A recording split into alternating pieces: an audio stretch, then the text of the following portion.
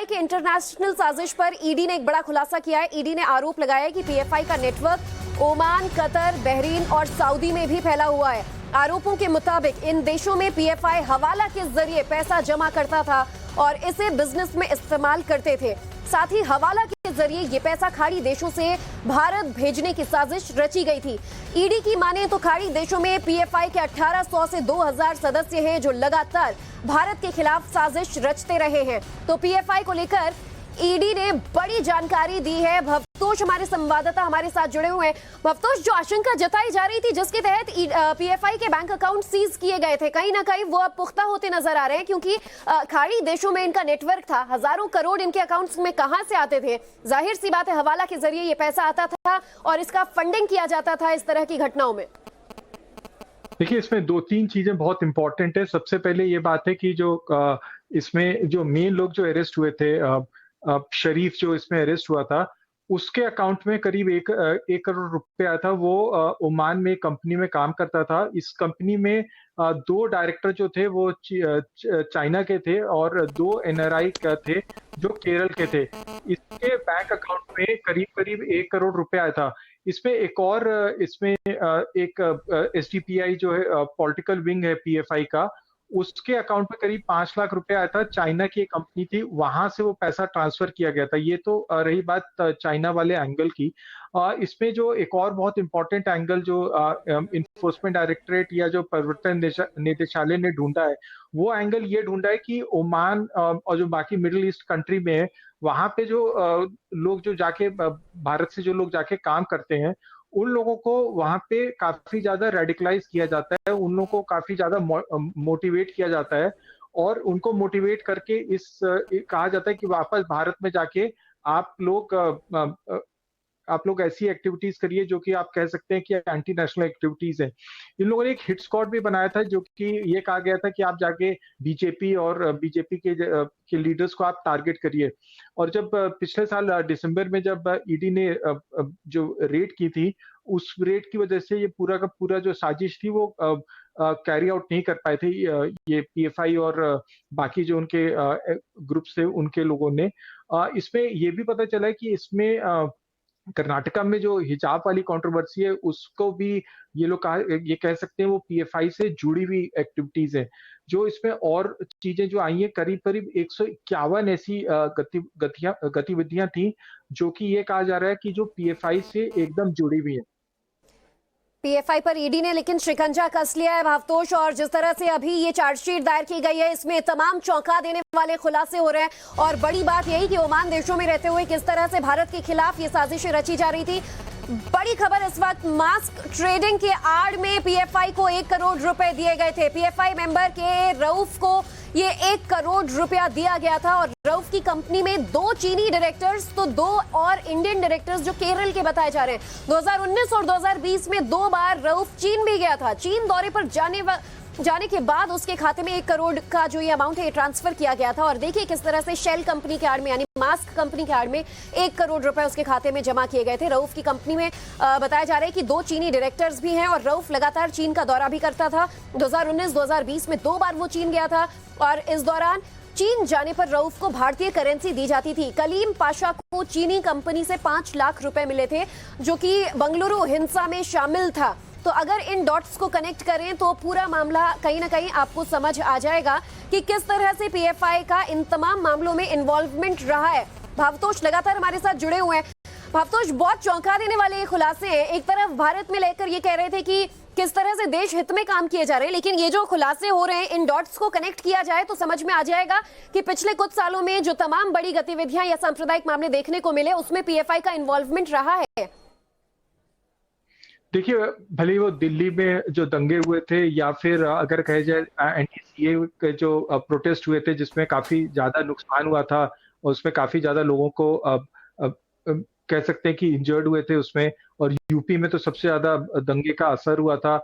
उसके बाद दिल्ली राइट्स में भी पीएफआई का इन्वॉल्वमेंट हुआ है। इन सारी चीजों को अगर एक साथ देखा जाए तो उसमें पीएफआई का लिंक एकदम ज्यादा काफी ज्यादा उसमें कनेक्टेड है। अब ये सारे के सारे जो है वो इन्फोर्समेंट डायरेक्टरेट ने अपनी चार्जशीट में इसमें प्रोड्यूस किया है।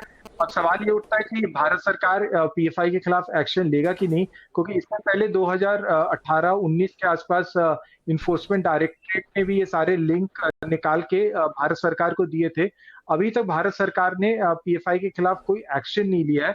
अब इट्स हाई टाइम कि भारत सरकार ये इन्फोर्समेंट डायरेक्टरेट की रिपोर्ट और एनआईए की रिपोर्ट यूज करके पीएफआई के खिलाफ कार्रवाई करे, क्योंकि इसके एक तो एसडीपीआई इसका पॉलिटिकल विंग है, इसके अलावा इसका रिहैब फाउंडेशन ऑफ इंडिया भी इसका लिंक है, इसमें कैंपस फाउंडेशन ऑफ इंडिया भी इसका लिंक है। हिजाब वाली जो पूरी कंट्रोवर्सी कर्नाटका में हुई थी, वो भी इसको डायरेक्टली कहा जाता है कि वो इसके साथ पीएफआई के साथ जुड़ी हुई है, उसमें पैसा भी दिया था। पैसा देने के अलावा इनके जो स्टूडेंट विंग था उसने भी काफी ज्यादा बढ़ चढ़ के उसमें पूरा इन्वॉल्वमेंट था। अगर हम चार्जशीट देखें तो उसमें 151 ऐसी गतिविधियां थी जिसमें पीएफआई का कुल मिलाकर कहा जाए भावतोष, पिछले 1.5-2 साल में जो तमाम बड़े मामले हुए हैं सीएए के खिलाफ प्रोटेस्ट से लेकर अलग अलग मामलों में इनका, यहाँ तक कि जो हाल फिलहाल में कर्नाटक में हिजाब मामला था उसमें भी आप कह रहे हैं कि किसी तरह का इन्वॉल्वमेंट पीएफआई का नजर आ रहा है। जो हमारे साथ गेस्ट बने हुए हैं उनकी भी प्रतिक्रिया इस पूरे मामले पर ले लेते हैं।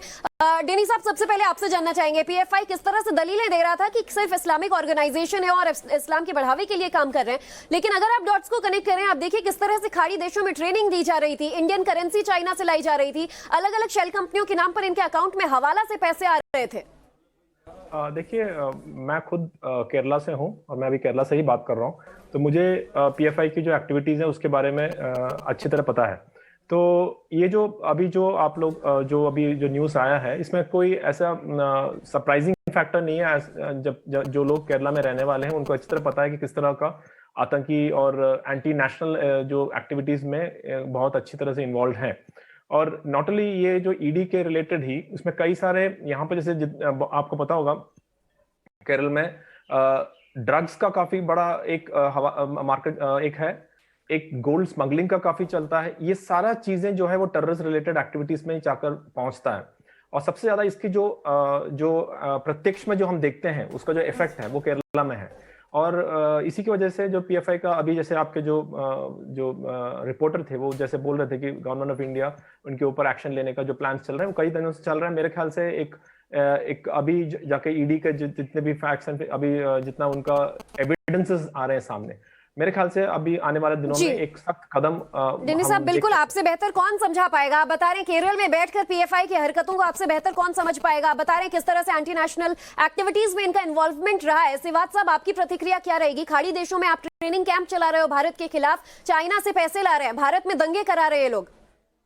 बिल्कुल, देखो पीएफआई अभी it is high time PFI को बैन किया जाए, क्योंकि पीएफआई इन्वॉल्व है एंटी इंडिया एक्टिविटी में। इसको बहुत पैसा मिल रहा है गल्फ कंट्री से, मुस्लिम वर्ल्ड से और कहीं ना कहीं चीन से। और ये जो धीरे धीरे इसका जो पैर जम रहे हैं, और इसका जो मुझे लगता है कि सबसे ज्यादा इंपॉर्टेंट ये है, ये टारगेट कर रहा है एक तो बड़े लीडरों को, और एक कहीं ना कहीं ये मुसलमानों को गलत अफवाहें फैला के वो उनको पैदा कर रहा है कि ये सिटीजन अमेंडमेंट एक्ट के अगेंस्ट पीएफआई कर रहा है, आपके जो बेसिकली जो बाबरी मस्जिद है उसके अगेंस्ट। और ये कहीं ना कहीं इनके तार जो हैं ये रोहिंग्यास के साथ भी लगे हुए हैं। मुझे लगता है एक बहुत डेंजरस ऑर्गेनाइजेशन है और इसको बहुत मात्रा में पैसा आ रहा है, और इनकी फंक्शनिंग बड़ी सिंपल है। ये क्या करते हैं, ये ज्यादातर इस्तेमाल नहीं करते मोबाइल वगैरह का, ये चिट्ठों से काम करते हैं। इनकी जो स्ट्रेंथ है वो बढ़ती जा रही।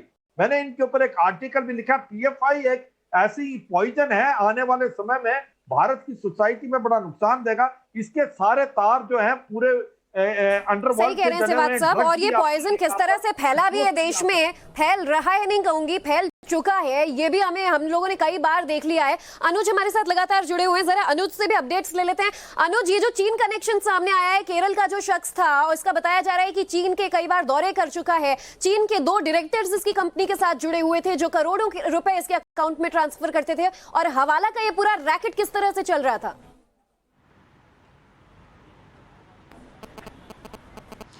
जी बिल्कुल, जिस तरीके से ये बात सामने आई कि कैसे ये शख्स जो है वो चाइना का दौरा कर चुका था और उसके अकाउंट पे लगातार जो है वो पैसे से आ रहे थे। हमने देखा था कि ईडी ने इससे पहले भी 2 दिन पहले ईडी ने कार्रवाई की थी, जिसमें बाकायदा बैंक अकाउंट जो हैं वो सीज किए गए थे पीएफआई और रिहैब ऑर्गेनाइजेशन सेंटर के, जो कि मातहत एक तरीके से काम करती है पीएफआई के। जाहिर तौर पर उसमें भी इन्वेस्टिगेशन के दौरान साफ तौर पर यह बात पता चला था कि किस तरीके से हवाला के पैसे का ट्रांजैक्शन हो रहा था, साथ ही साथ शेल कंपनियों का इस्तेमाल जो है वो किया जा रहा था। और इसी वजह से ईडी ने लगातार ईडी की ये कार्रवाई जो है वो की जा रही है। हमने देखा था कि जब फरवरी 2021 में एटीएस यूपी एटीएस ने एक टेररिस्ट को गिरफ्तार किया था, उसके साथ आईडी बरामद किया गया था। उसमें भी ये बात सामने आई थी कि करीब 3.5 लाख रुपया जो है उस शख्स को, अंशाद नाम का ये संदिग्ध आतंकी था, उसके पास जो पैसा आया था, उसके पास जो पैसा आया था वो पैसा जो है वो ये बताया गया था कि पीएफआई के जरिए ही वो पैसा उसके पास आया था। तो जाहिर तौर पर एक तरीके से कहा जा सकता है कि पीएफआई की जो इन्वॉल्वमेंट है वो कहीं ना कहीं सामने आ रही है, खासतौर पर अगर देखा जाए तो टेरर एक्टिविटीज में। और इसी को लेकर लगातार ये आवाज उठ रही है कि क्यों ना इन्वॉल्वमेंट सामने आई है, ना सिर्फ टेरर एक्टिविटीज में, एंटी नेशनल एक्टिविटीज में, और ऐसे में ईडी ने ये बड़ा खुलासा तो कर दिया है। अब देखना ये होगा कि ईडी बड़ा एक्शन कब लेता है इस मामले में। अब क्या इन तमाम इन्वॉल्व लोगों की गिरफ्तारियां होती हैं, आगे और कितने खुलासे होते हैं, नजर बनाए रखिएगा। हमारे सभी संवाददाताओं का बहुत बहुत शुक्रिया ये जानकारी हम तक पहुंचाने के लिए। सिवाज साहब आपका, डेनी साहब बहुत बहुत धन्यवाद हमसे जुड़ने के लिए।